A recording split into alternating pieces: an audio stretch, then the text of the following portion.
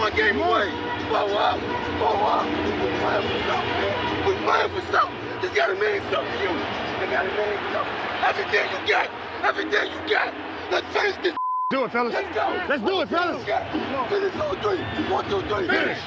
Look, I'm through with this false persona.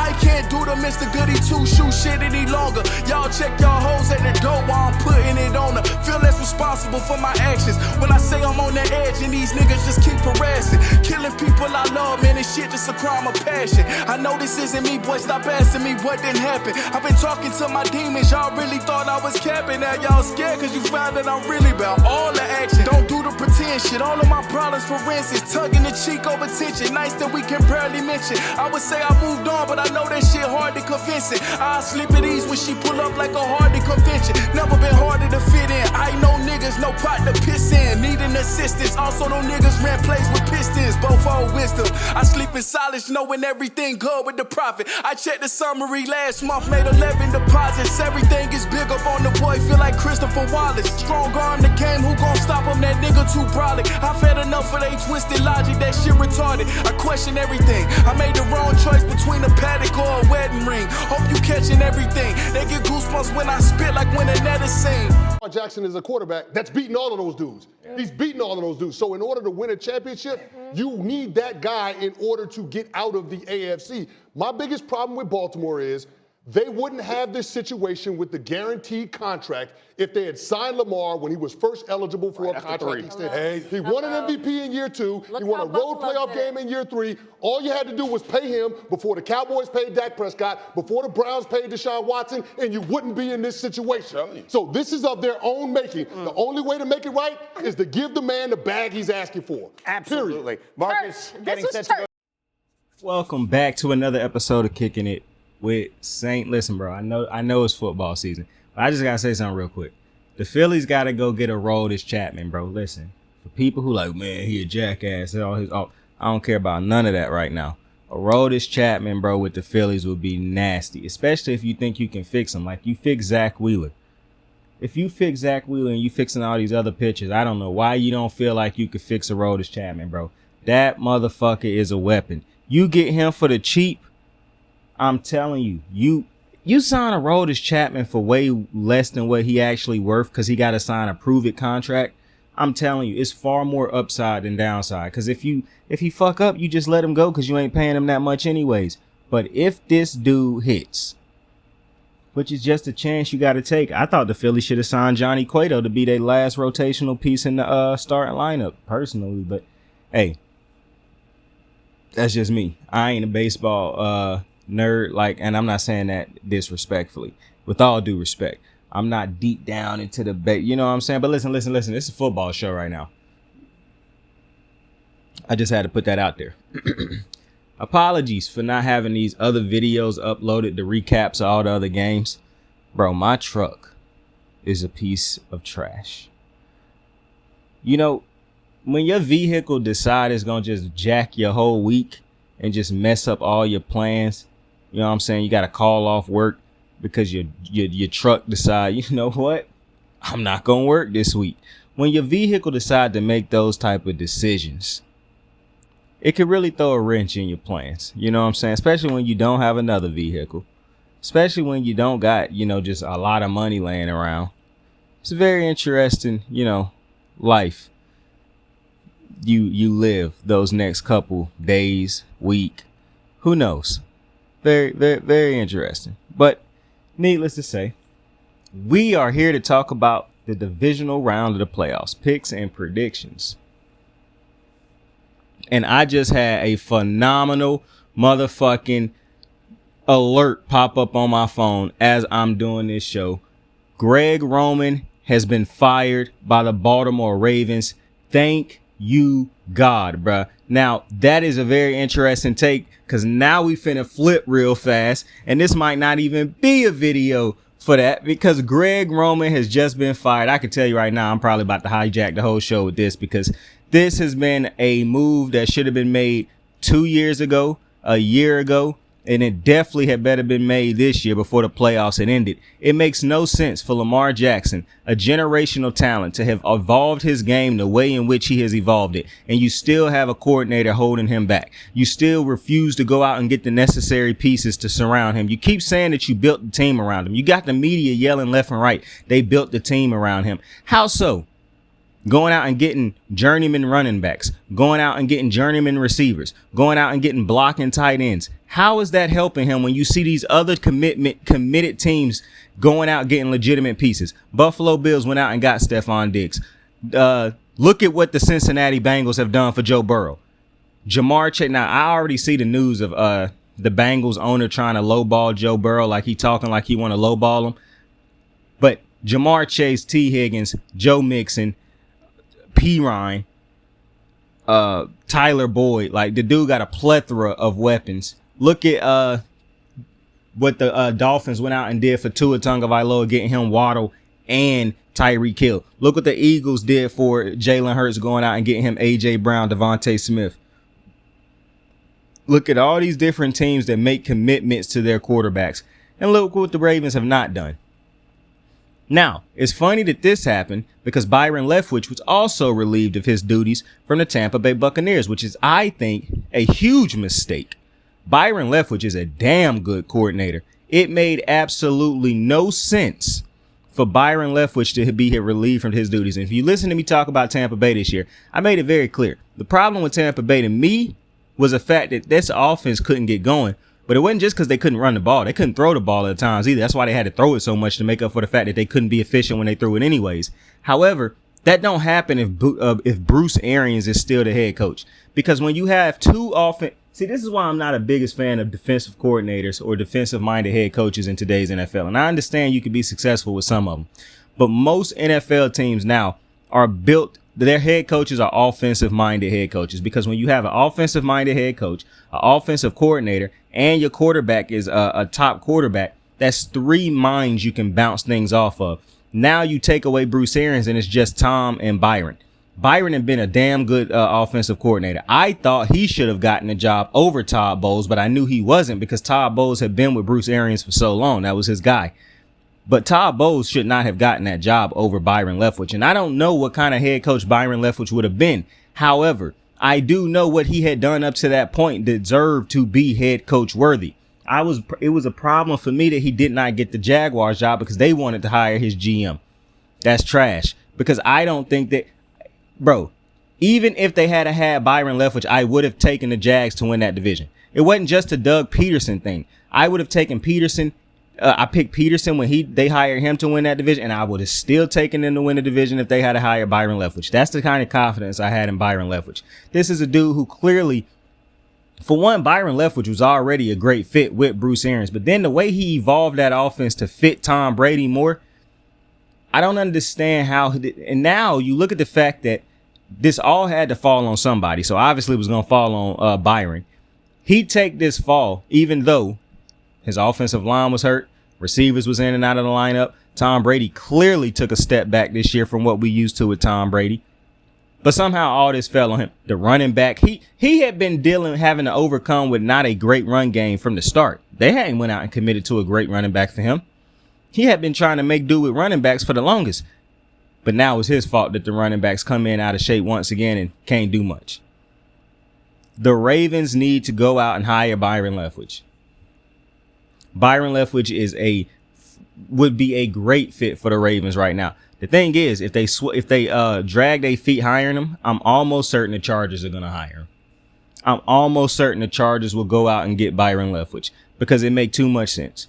He would be a phenomenal fit for a young quarterback. I think he would be a phenomenal fit for any quarterback, to be completely honest with you. I do not think Byron Leftwich was the problem. Now, if you somebody else, you might think he was the problem. You might put a lot of these things on him. That's just where we're going to have to see it two different ways, because I do not think Byron Leftwich was the problem. I think he just ended up being the fall guy, and it is still actually insane to me that he was the fall guy, because I just don't think a dude that was about to be a head coach, and he didn't become the head coach because of reasons of the franchise, not because of his lack of any knowledge of anything like that. And now he's going to have to rebuild his whole reputation because of this crap that happened in Tampa Bay. It's just absolutely wild to me. But moving back to the Baltimore Ravens situation, now this is a great step to bringing Lamar Jackson back. And I know Steve Young is ecstatic about this move because people been saying Greg Roman been holding this offense back for the longest. And it was very clear he was holding this offense back. Just look at the fact that, you got receivers constantly running their routes in the same area of the field, running into each other. It's no sophisticated passing concepts in this offense. It got worse and worse every year when it came to Greg Roman trying to get any type of production out of his receivers. Mark Andrews, the game got tougher for him. He did not make the game easier for Lamar Jackson. I'm somebody who done said multiple times, when you have generational quarterbacks, that automatically make your game so much and your job so much easier. The only time I need you to begin to earn your paycheck is when these dudes struggle. How do you make the game easier for them to get back on track? Last year when Pat Mahomes was going through his struggles, what did Eric Bieniemy do to get him back on track? He started simplifying the offense. He started drawing up more short, quick throws. He started doing a whole bunch of different things to get around Pat Mahomes' struggles, and Pat Mahomes got back on track. When Josh Allen starts to struggle, what does the offensive coordinator there do to get him back on track? He start running the ball a little bit more. He start drawing up quicker throws. He start drawing up throws where it's 5-step drops or quick little slants. When Joe Burrow struggled, what do they do to get him back on track? Quick little screens, quick slants. Like, it's a lot of different things offensive coordinators don't have to do because you have great quarterbacks and talent. But there are situations and seasons where you have to earn your paycheck by making the game easier for your franchise quarterback. Lamar Jackson is a generational talent. Don't matter what these dumbass analysts on TV try to tell you, even though it's a lot of them who's starting to tell you the gospel. It was nothing that Greg Roman was doing that was making the game easier for Lamar Jackson. It just is plain and simple if you watch the games. This was a move that should have been made before. I'm happy it was made now. I think it would be a mistake for them not to go out and get Byron Leftwich. Like, this ain't even one of the situations where, man, who do we go out and get off? It is so very easy now because Byron Leftwich got released. And that's the problem. If Byron Leftwich get released and now it's a stain on his record, that's going to bother me because Byron Leftwich is a damn good offensive coordinator. So somebody should be sweeping him off of the market quick. He should not be sitting around on the market for a long extended period of time. Like, he should get a job rather quickly because he was not just successful because of Tom Brady.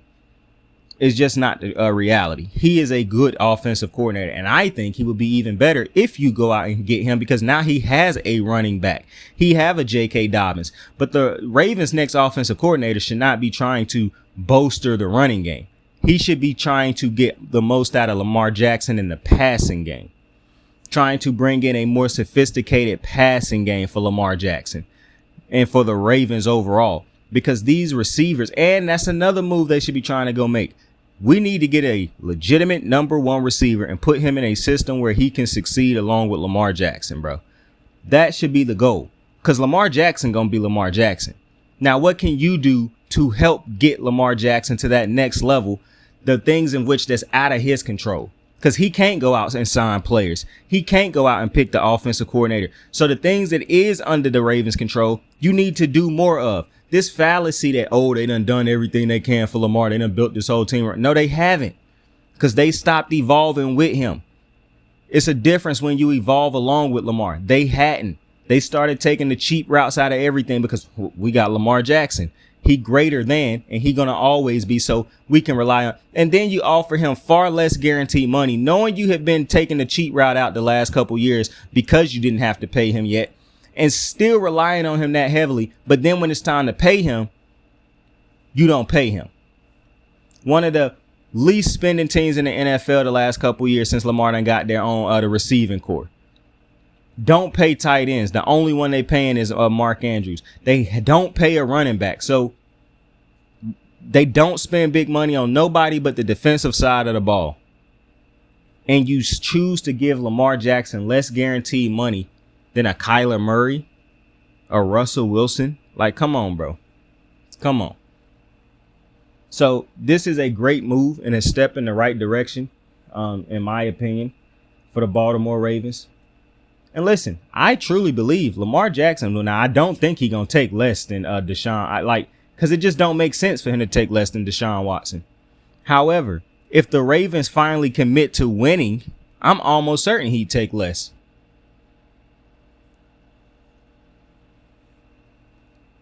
But the Ravens haven't been committed to win it. They haven't went out and gotten him a top receiver. They could have done that within his 4 years of making that contract he was on. They didn't. But now you can do it now, and possibly he'll take a slight pay cut. But I don't think he should take less than 200 full guaranteed, to be completely honest. I think he worth more than Deshaun Watson. But if he got to settle, if you make the decisions to actually go out and surround him with legitimate talent, I think he'd take less than I don't think he'd take less than 200 fully guaranteed, but I think he'd take less than 230. Even though I don't think quarterbacks should. I think quarterbacks need to get together and say Deshaun Watson is not about to be an outlier. We are better than Deshaun Watson. We have produced more than Deshaun Watson. We want more than Deshaun Watson. Because I think they could get it. Or all these quarterbacks. Because this is what people don't understand. For all the people out there who's on these teams saying, oh, well, he ain't worth that. That's going to mess up our team. It's another owner out there who playing this game of, yeah, we agree with them until we get the opportunity to get our hands on them. It's a lot of owners out there saying, no, Lamar Jackson shouldn't get that big Let the Ravens put him on the market and see what owners then go out and say, you know what, we'll pay him that. Let Joe Burrow not get what he deserving. It's another owner will pay him that. I'm telling you right now. Keep thinking that Deshaun Watson deal is an outlier. That deal, somebody gave it to him.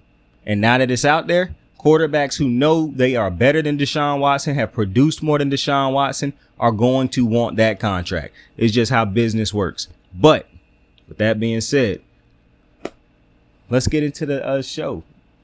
Jacksonville, this Saturday football game, this divisional round of the playoffs. Jacksonville is headed to KC at 4:30 on NBC to take on the Kansas City Chiefs. I'm taking the Chiefs. Now listen, I actually think this is going to be a closer game than people think. I think the Chiefs going to play a lot of close games throughout the playoffs because I do not like the Chiefs defense. With that being said, I also don't like Jacksonville's defense. And the Chiefs have been there, done that.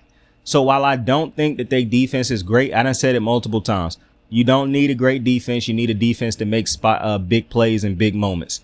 And that's what I think the Chiefs will ultimately do. I think Jacksonville will have a couple turnovers down the stretch. I think the Chiefs will have at least 2 to 3 drives in this game where their defense make big plays to get either stops or turnovers to give Pat Mahomes and that offense the ball back. I do believe the rest is... See, the Chiefs to me is a team that they can have that rest and they'll be fine. Like, they not one of those teams who I think need to continue to play to keep their mojo. That's just... Nah, Pat Mahomes is the best quarterback in football. The Chiefs is just a team that I trust. That you give them that week off, they're not going to come out rusty. They will come out and still be the Kansas City Chiefs. So I don't even think that the rest thing will be a factor for the Kansas City Chiefs. I expect them to come into this game and still pick up where... See, the Chiefs, one of them teams where you supposed to think that when the team get a week off that they're going to come in and be nice and they're going to, start fast because they just had that week. That's exactly what the Chiefs do. So I think that the Chiefs will start fast in this game because of the crowd. And the Chiefs got the loudest crowd in the NFL, I believe. I just think this could be a game that could get very overwhelming very quickly for Jacksonville. Because I understand that Jacksonville did come back and win that game against the Chargers, but the Chargers hadn't been there and done that. They was playing against a dude who was playing in his first playoff game, a coach who was just coaching in his first playoff game. Andy Reid done took a trip around this block far too many times. Him and Pat Mahomes ain't new to this, they true to this.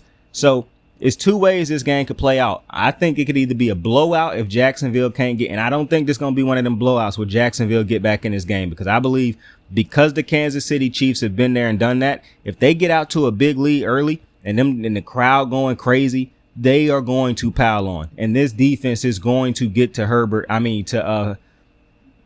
to Trev and make plays. Like, I do not believe this defense and this offense for the Chiefs will fold like the Chargers did last week, because the moment just got too big for the Chargers. The light started shining a bit too much. They hadn't been in those situations to understand what to do when the game started to get a little bit out of hand in these type of situations. The Chiefs do. Plus, they got the best quarterback in football. So I believe either it could get out of hand real quick, but what I think is going to happen is it could get to a 14-point lead quickly. But I do believe the Jags will settle down. They will get into this game. But late into this game, as the game is probably a one-touchdown game, with the Jags driving to try to tie up the game, that's when big plays are going to start to happen, because the crowd going to go crazy. Big miscommunications and things might happen where Trev overthrows something or underthrow a batted pass. And I do think the Chiefs defense will make a big play. So I do believe that the Chiefs will end up winning this game by possibly 2 touchdowns or less, because I do believe their defense will make a big play and get a big stop or turnover in a big moment in the fourth quarter of this game. And Pat Mahomes will capitalize on it with him, because that's what they do. I just think this is a different type. This is a juggernaut, the Chiefs. In the playoffs, the Chiefs is just different. They know how to step up and rise to the occasion. And this Sunday night game, which is very weird to me, that the Jacksonville Kansas City game is not the nighttime game. That is just absolutely ridiculous to me. But the nighttime game is the New York Giants taking on the Philadelphia Eagles in Philadelphia. I'm taking Philly. I've been riding with this team all year. Before the year started, I told you I was I'm not jumping off the bandwagon. This is one of the most talented teams in football. I think they are just as talented the two most talented teams in football, in my opinion, where it's just, when you look at the rosters from top to bottom, they just too unbelievably talented. It's the Philly and San Fran. Both teams, to me, just got a plethora of talent all the way through the lineup. As much as as great of a win it was last week for for New York against the and this will be the third time these teams played this year. As much as big a win as it was for New York against the Vikings, Philly ain't the Vikings. Philly got one of the best defenses in football. I think they probably was rated number either 1 or 2, if I'm not mistaken. Got one of the best pass rushes in football, one of the best cornerback combinations in football, duos in football, one of the best offenses in football. And their quarterback is far more dynamic than Kirk Cousins was. This will be, I don't even think, a close game. I think the Philadelphia Eagles will come into this game well rested. And if Jalen Hurts is healthy, I do believe, even if he ain't, I think they're going to win this game by at least 2 touchdowns. I do think they'll start fast. They'll slow it down eventually, because they're going to start trying to chip away at the clock. But I don't think at no point in time in this game will it look like the Giants are going to win this game. I think they'll be able to stop the run game. And if they stop the run game, then it's going to be hell for Daniel Jones, because now if you force Daniel Jones to have to throw the ball and he throwing the ball, that's just not going to work too good when you got Slay and Bradbury ball hawking left and right. Like, I just think it's going to be a long day for the Giants. As big as a win as it was last week, that's just, to me, telling you the difference in level of competition, because I think Philadelphia is the best team in the NFC. I understand people think the Niners are, and you know how much I like Cal. I still think, while Cal is the best head coach in that in the conference, I still believe Nick Sirianni is a great head coach, and the Philadelphia Eagles are they are just as talented a roster as the 49ers. Plus, I'm taking Jalen Hurts over Brock Purdy, because Brock Purdy got to play within the confines of the system. Jalen Hurts can play with outside the system, because he is the system in a way over there in Philly. And he got a lot of great talent. Devontae Smith, A.J. Brown, Miles Sanders, Dallas Goedert. Like, it's so much, the offensive line with Lane, Kelsey. Like, this is not 3 dudes on their offensive line made the Pro Bowl. Like, the Eagles are a squad. Like, I'm starting to talk myself into picking them to win by even more points, but I'm definitely taking Philly to win that game, and that's the 8:15 game on Fox. Sunday, we got Cincinnati headed into Buffalo. Now, as Cincinnati fans talking about some, see, this is why that game we should have got credited for a win. Like, bro, no, y'all shouldn't have, bro. Y'all should not have gotten credited for that win. Point blank period. Now, Cincinnati is in Buffalo taking on the Buffalo Bills. This will be an interesting game because I don't even, you know what I'm saying? I'm not going to lean too heavily on the fact that Cincinnati could have lost last week to a Baltimore team that didn't even have Lamar Jackson. I'm not going to lean on that too hard. But listen, I do have to, think about it a little bit because you expected Cincinnati to go in there. Now, some people say, well, it was a divisional game. They done played this team 3 times this year. They know each other, yada, yada, yada. And that's, that's true. That's true. So, I'm trying to put it in the back of my brain. And, with Buffalo, they struggled last week. Josh Allen had 3 fumbles, lost 1 of them, 2 interceptions. And some people will be like, well, they played that team 3 times. Divisional game. They know each other. Played each other a couple times. I got to try to put that in the back of my brain. So, with that being said, these 2 teams did play a couple weeks ago on Monday night. Of course, the game was canceled because of the Damar Hamlin situation. What to expect this week? Believe it or not, I'm taking Cincinnati to win this game. Because to me, Cincinnati is just the more talented team. If their defense is playing a decent game. Because the one thing that I think Buffalo could do to get the advantage in this game, but I don't think they will, is run the ball effectively. If you can run the ball effectively and keep Justin, I can't get this man's name, and keep Joe Burrow and those weapons off the field, you got a better chance. Because if they are cold and having to go out in big spurts, okay, now we just sat on the sideline for 8 minutes. Now we sat on the sideline for 10 minutes. That'll fuck up the way they play because they want to play fast, get the ball up and down the field. That's how they play. If you can stop them from doing that and run the ball a good little bit and score with Stephon Diggs, then I think you play a good game. But I actually think this will be a close game because I do think Buffalo will find ways to score. But I do think Josh Allen will turn the ball over at least twice in this game because I do think he'll try to make throws where Cincinnati's defense just don't get enough credit for how good they play together. I think Cincinnati going to find a way to get at least 2 picks from from Josh Allen. And the problem will be it'll get set up great field position, and it'll be probably coming off at a time where Cincinnati probably just was on the field for a good bit. And it's just so hard to try to stop a team that's got those 3 weapons in Higgins, Boyd, and Jamar Chase. It's hard to have to stop them multiple possessions a game, especially when you turning the ball over.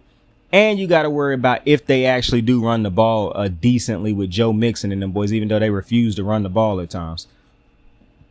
It's hard to believe that as much as I like Buffalo's defense and as much as I think it hurt not having Von Miller in this game. Because you need a pass rusher like that to be able to get to Joe Burrow early and often.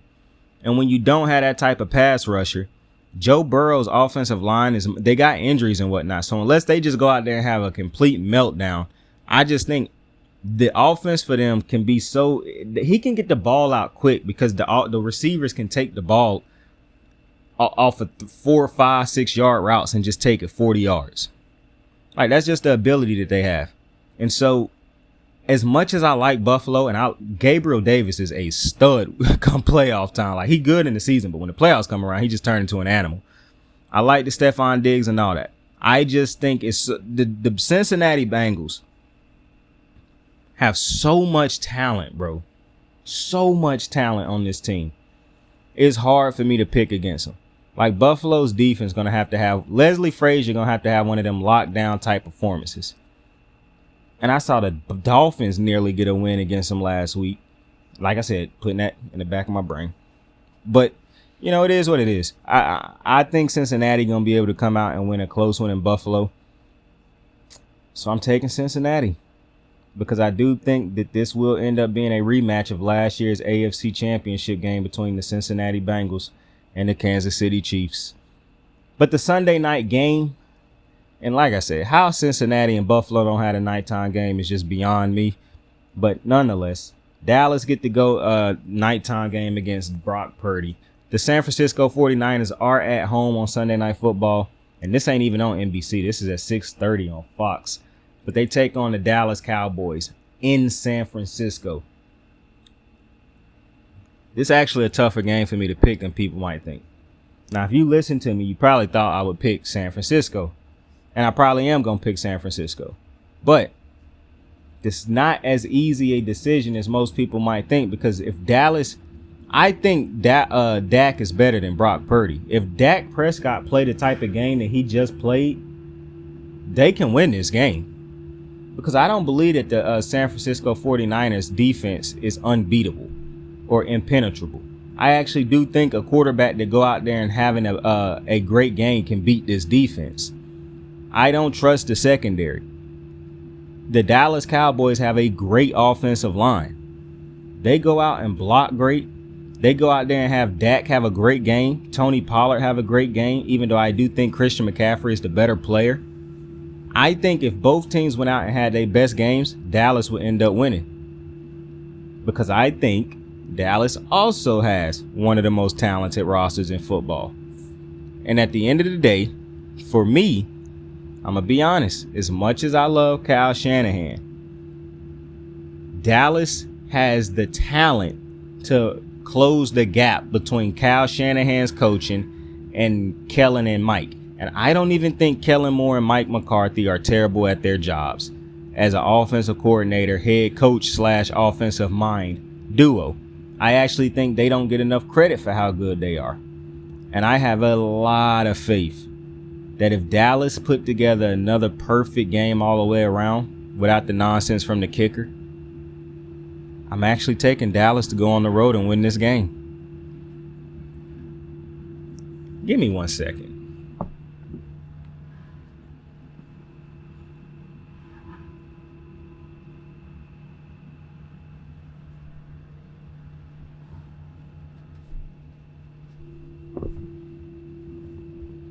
They outside cutting down trees and shit. But I'm taking Dallas to win this game. Now, I know if you listen to me on a routinely basis, that's a shocker. There's no way you thought I wasn't taking San Francisco.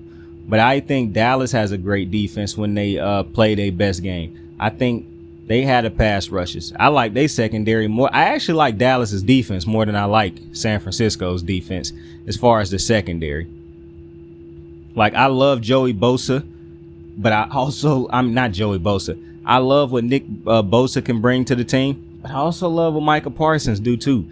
And DeMarcus Lawrence. And I know you got Arik Armstead or Eric Armstead. I can't remember his first name.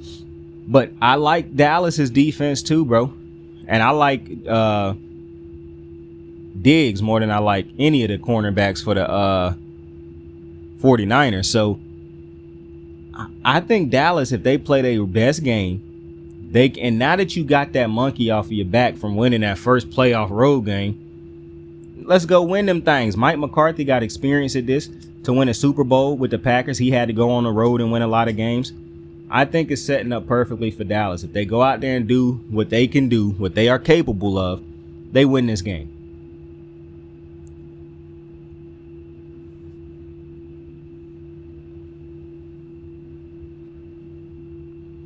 Plus, Dallas's defense has the capabilities to not only be able to stop the run, to have a game where they can finally stop this run, they can make it very hard on Brock Purdy with the constant pass rush that they provide. Dallas go out there and do what they're supposed to do. Dallas can win this game. And it'll be Dallas taking on the Philadelphia Eagles at the Link. I think that's what the nickname for the Philadelphia's field is, Lincoln Financial. They'll take that'll be the NFC player championship game.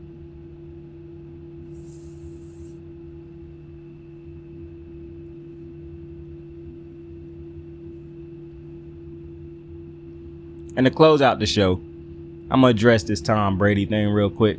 I'm not making a personal video for it because I don't think Tom Brady gonna retire. I don't know if he's going leaving Tampa Bay. I don't know what he gonna do, but I know he ain't retiring. It ain't no way Tom Brady going out like this. I'm not saying he trying to retire with a Super Bowl, but he definitely not finna go out like this. I don't believe with a losing season. I think he'll either find a way to get to another team that's got weapons, or they gonna get him a new coordinator here, and he gonna stay in Tampa Bay for at least another year on a year-to-year basis.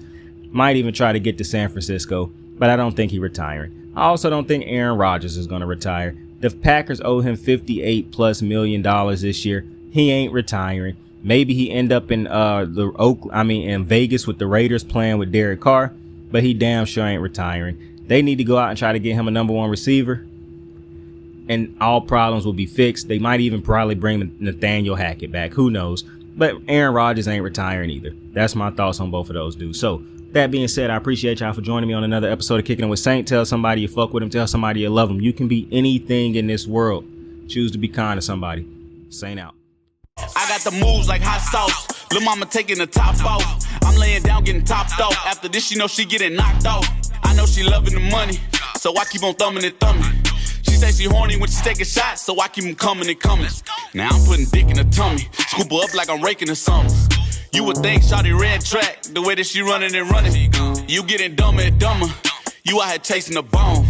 After she finished from giving me dome, the Uber is taking her home.